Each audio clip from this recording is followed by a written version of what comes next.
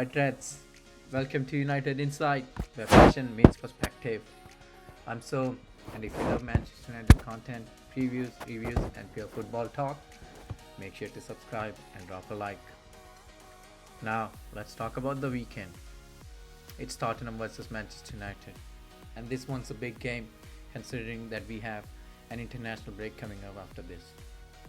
Thomas Frank's Spurs have been aggressive, they've been pressing high, and have to fight back and will be trying to bounce back after the loss to Chelsea last weekend, while Ruben Amorim's Manchester United have been starting to find their identity again, especially with four unbeaten games and the draw against Forest. This feels like it's a must win to be able to make progress from that. The Reds are looking sharper. Bruno Fernandes is slowly coming, adapting better to the midfield, and Casemiro's resurgence has really been a big impetus to the team.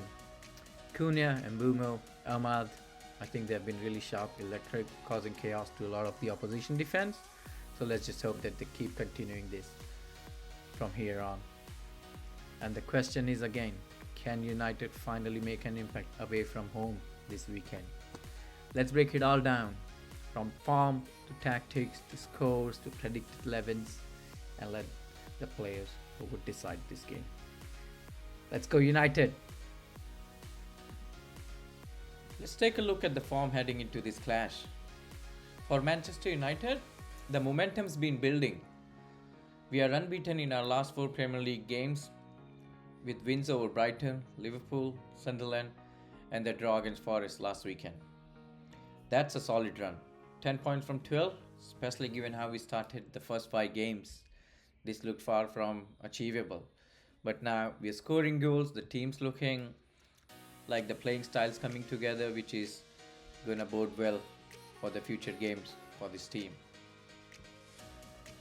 The one concern, that Brentford game from a few weeks ago, it showed that we can still struggle defensively when pressed high, something that Thomas Frank's Tottenham team likes to do and will try and definitely exploit it against us.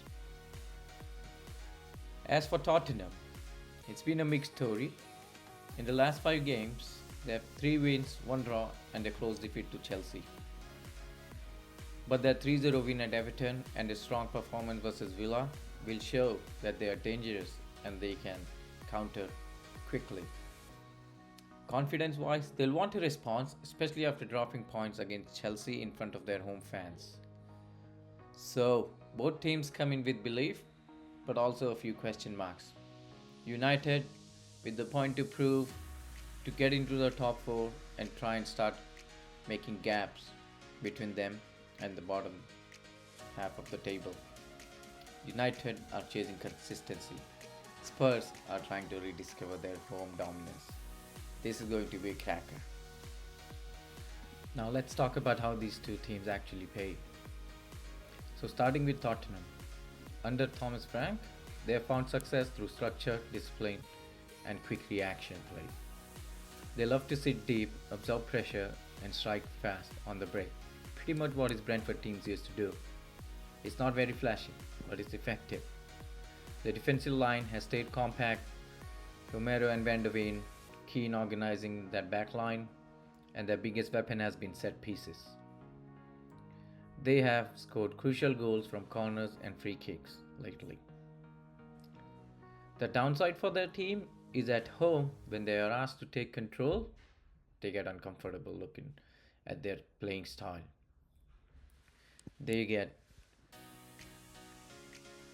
They find it difficult to be able to break teams down who sit back at their home.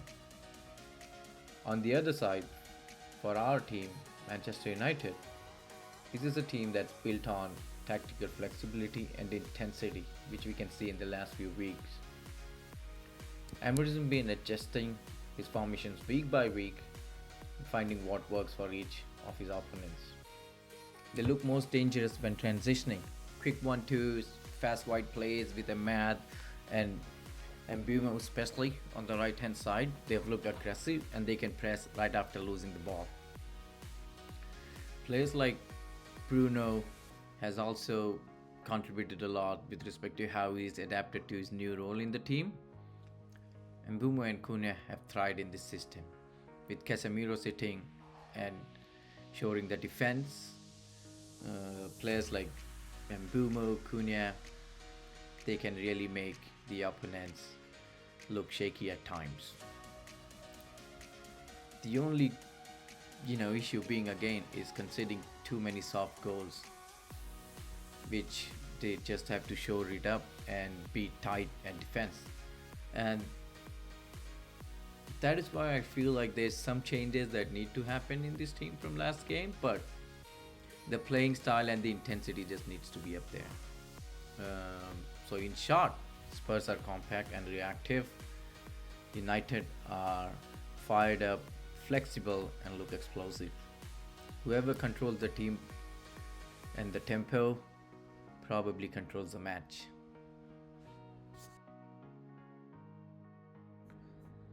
Moving on to the teams this weekend. I think United are going to make a couple changes.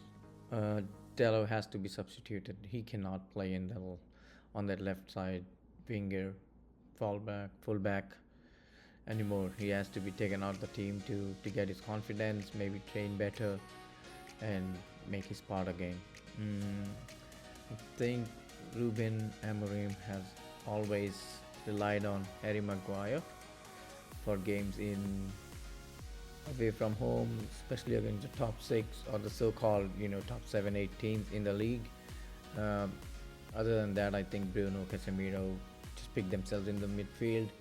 Mbuemo, Cunha, and Sesko. We don't have a striker, so yeah, that's the team that I'd go with. Thomas Frank's 11 would probably be the same that he had against Chelsea. We would have to see though, like the midfield combination of Palhinha and Bentancur can really give United midfield a run for their money, because they're both strong, they're both filling runners, and Palhinha can easily break between the lines and also break the attacking plays for United. So we will have to be very, very quick and incisive with our passing from midfield to attacking. Players to watch for me would be, again, most games are won in the midfield. Casemiro versus Palhinha. Casemiro has done great in the last few weeks. This would be a good test, because he would have Palhinha, who's a very good defensive midfielder, and Bentancur, who's also a very good box-to-box midfielder. So Casemiro would need some help from Bruno and not venture forward as much as he generally likes. But I think Casemiro, given the fact that he has had a good form, he's really doing good at set pieces and has shown ownership and leadership for the team, would bode well for United this game. So those are two midfield battles that I think would define the game. Please let me know in your comments as to who is the match winner for United, who makes that biggest difference. The best comments and the best prediction, I'd be featuring them in the review on Sunday.